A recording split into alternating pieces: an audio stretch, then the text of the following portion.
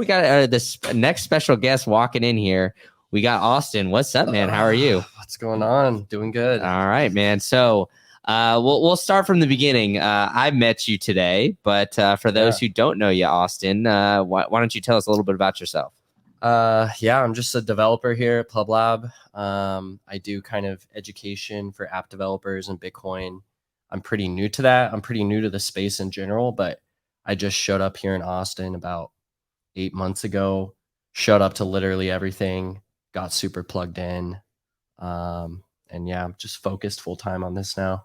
All right. Well, tell us how you found Bitcoin then, because it sounds like, all right, you just got into it, and then you're like, all right, man, I'm uprooting, I'm coming to Austin, I'm diving full in head first. So tell us a little bit about that. Yeah, man, that's a big topic for sure.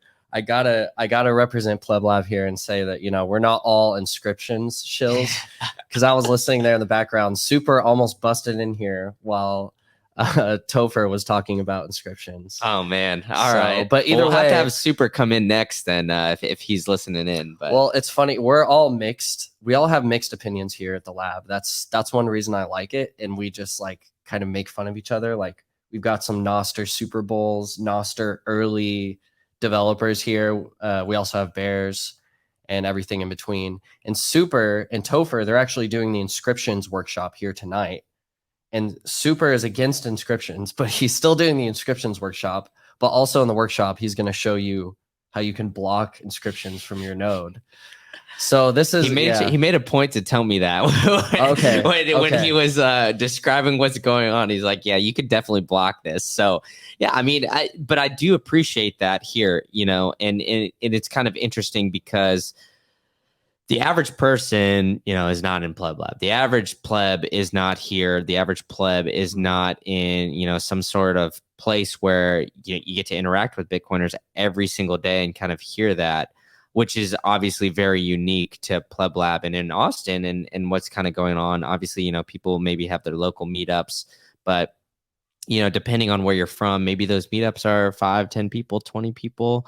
And they kind of are just learning and other things like that. So as somebody who it sounds like you just recently got into the space, working on it and everything like that. So, how has that experience been kind of help, I guess, shape, your opinion on everything, where you have so many different, I guess, differing opinions when it comes to, something like inscriptions or, I don't know, something else that pops up in the Bitcoin space, because it seems like it's ever changing. Do you think that kind of helps you, I guess, like hear both sides of the argument and maybe just shape, what the things the new things that are kind of happening in the Bitcoin space?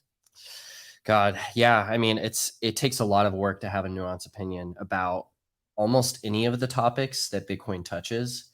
It takes years to even learn about what is the basic Bitcoiner perspective, or what is like the hardcore Bitcoiner perspective, or what is, the bear perspective, the straw man, whatever, kind of building up all of these frames. And it's the same thing when you get into the technical space, right? There's so many nuances, and the average kind of Twitter pleb Bitcoiner, they might not know like the ferocity and the arguments that can go on just discussions of very small changes that happen on the protocol of the base chain. A lot of people, they see Bitcoin as complete and as static, and like in a sense it is. Like we're running in prod, and we have been for 13 years, but there's another perspective, there's another side of that as well, which a lot of the protocol developers have. But I guess either way, like it just takes time. And the more that you can kind of plug in,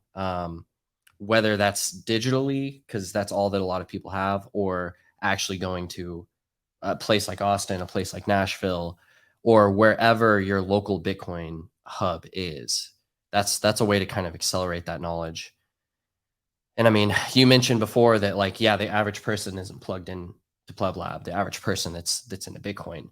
And that was me for a very long time. Like, I got into Bitcoin in 2017, and I didn't meet a Bitcoiner in person until I got here 8 months ago. So everything I knew, but I was consuming tons of content and knowledge and articles, and was learning a lot, and was running my own node and doing a lot of that stuff. But I really relate to those people because that's most people's experience, is that they're kind of alone in just like interpreting all that's happening in Bitcoin. And so it's really hard. That's why we need to build more community, more grassroots community in every city, every town where there's Bitcoiners. 100%, man. I can't stress this enough I tell people this all the time on my podcast and other things like that. But I think the value of having in-person meetups is really undermined. I mean, I know, people shill their meetups and do all that kind of stuff. And like, maybe you're like, all right, you think you're too cool for going to that stuff. But I think like just the value, it's like networking, it's discussing, ideas.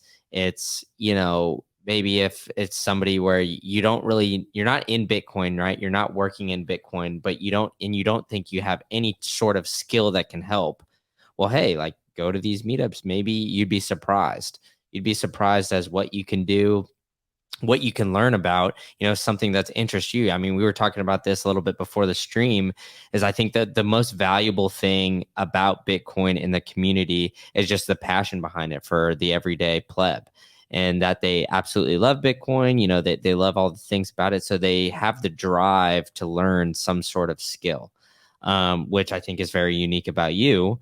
We can kind of get into that because, I don't know if you want to, I guess, fully docs like what all you do and everything like that. But Yeah. it seems like, from my perspective, just kind of meeting you today, that everything you learned is sort of, I guess, self-taught and just kind of, figuring that out that way. Would you kind of say that's true? And, I guess what brought you to getting to where you're at today? Yeah, I would say it's not true. Definitely not. Okay. Yeah, I mean, I kind of wear the title of self-taught, but really it's like I stand on the shoulders of giants, right? I've hardly done a unique thing technically. I just had that passion, like you said. I didn't think about learning to program at all before I got into Bitcoin. I didn't think about anything academic or technical. I was a high school dropout. I played in bands, worked at fast food places. That's all I did. And it wasn't until I started going down the rabbit hole for a while that I really became inspired by like how Bitcoin works and the power the software, the free open source software can have. And I kind of went down that route and did some self-taught, got stuck, went to college, dropped out, went to boot camp, and then finally just kind of hobbled together like a basic skill set to where I was able to get, like a basic fiat tech job. But that wasn't, I wasn't done. I was like, no, I did this to try and work in Bitcoin. So I tried even more and more, and the years passed by, and I was like, gosh, I suck. I can't get to the point where I can really build like Bitcoin or Lightning apps. And then just in the last probably year and a half, making some advancements on my own, and then coming here to Austin and getting to really talk to Bitcoin developers on the ground level, I realized we're early. We haven't defined the app developer space in Bitcoin. When people think of Bitcoin development, they don't think of the difference between the protocol building Bitcoin and then apps building on Bitcoin. And apps are where Bitcoin will reach end users, applications. And that I realized like, wow, yeah, this is a whole thing. This is like my kind of pleb skill set that I have, is building apps. How do people do it on Bitcoin? And I kind of have just been hobbling together all the easiest and great starter ways to get started building Bitcoin apps. And so we made a course here called the Pleb Dev course, and I've been doing workshops and streams, coding streams, and I'm kind of building the second course now. And so, yeah, I mean, if you're interested in app development, definitely look into Pleb Devs. But I didn't think I was the kind of person that could do it, and I'm not a natural by any means.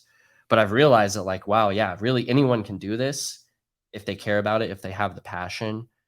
And so, yeah, I guess that's kind of my thing. That's my shill. But either way, like, yeah, I'm just thinking about developers. I'm thinking about new developers. I'm trying to talk to the experienced Bitcoin developers and just absorb all of this information in this space, and just be as involved as I can. Well, I mean, I think the interesting point there is like, you're not just trying to, you're not shilling it because you're shilling it. You're shilling it because, hey, like, you were this person where, you didn't really have any knowledge when it came to development, and you're trying to, I guess, fill a hole, right? I mean, you're providing value for helping other plebs get onboarded, helping other plebs gain skills that are highly marketable. I mean, like being a developer, are you kidding me? Like, all right, if say it doesn't work in Bitcoin, whatever, like you could get a fiat mining job to be a developer like this right now. And in a tough job market and other things like that, like, okay, maybe you don't get any Bitcoin experience initially, but then, hey, that's on your resume now. You can build some Bitcoin related projects on the side, which, it seems like a lot of Bitcoiners do, right? I mean, they kind of either moonlight, use some fiat job to kind of work on what they, want to do in Bitcoin space, or, whatever it is. And then eventually, some of those doors open up. The more you go, and like I said, do those in-person meetups. Maybe you come out to Austin, you shake somebody's hand that works at one of these great Bitcoin companies, and they're like, hey, now you have that personal relationship. And I think like the undermining of the personal relationship, something that I want to stress, like that is so valuable, where you can just say like, hey, I'm so and so, I'm Brandon, I'm coming in here, I'm trying to learn. Or, we got Austin here. He's like, hey, I'm putting together this course to help people. And it's helped me learn, even better, because in order to understand how to develop and do all those things, to teach somebody to do that, you need to know it like 10 times better than just to do the subject, right? Because somebody's going to bring you all these different questions, other things like that, that maybe you wouldn't have thought of while you're kind of going through it. And like you said, man, it's just a passion behind it. It's, finding a space in Bitcoin that you can kind of help bring in. And yeah, man, it's awesome stuff. So on that, tell us, like, dive into the course. So how do people find the course? Do you have like an ETA of the second course, like when that'll kind of come out?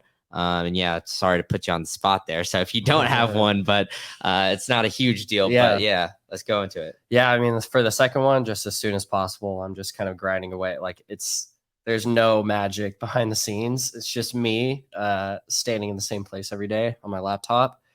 But, just trying to make it as quality as possible. We'll be making the first course free when the second course comes out. The first course, you can just search Pleb Devs or Pleb Dev on Udemy. That's the only thing you'll find.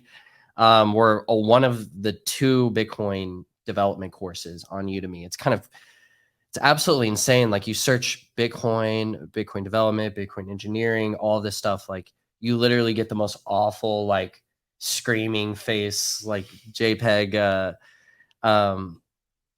just trading courses. Basically, they're complete garbage. There's absolutely nothing on Udemy. So we wanted to break into that market. And of course, Base 58, another Bitcoin education company, is on there. Yeah, shout out Base 58. Yeah, Base 58 is amazing. I actually participated as a student, and it was really valuable. And yeah, now look at you.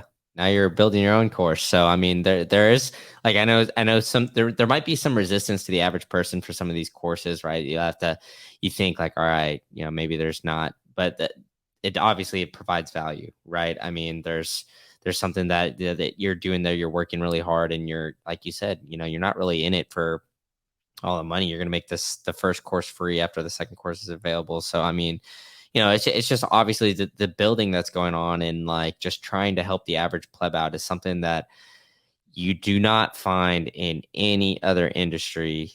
That it's not even close. Like, I mean, the amount of people that you find in the Bitcoin space that just try to elevate you, try to help you out, and do it just out of the kindness of their heart, and just kind of like, hey, I want a better world. Like, I'm gonna help try to build that. I'm gonna eliminate the barrier to entry.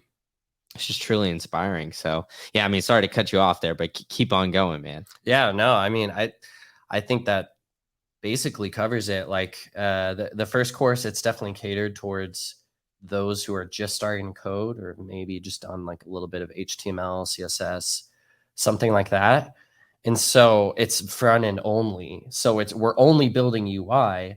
And so we had to think like, okay, how do we make make it to where the students are meaningfully interacting with Lightning in some kind of way with just doing UI. And there's tools for that. We use LN-Bits, an awesome library that gives us like a simple way of just like, okay, we're just going to make API calls, but still with only basic front end JavaScript, we can build a Lightning wallet that you can put on your Pleb portfolio and you can show it off.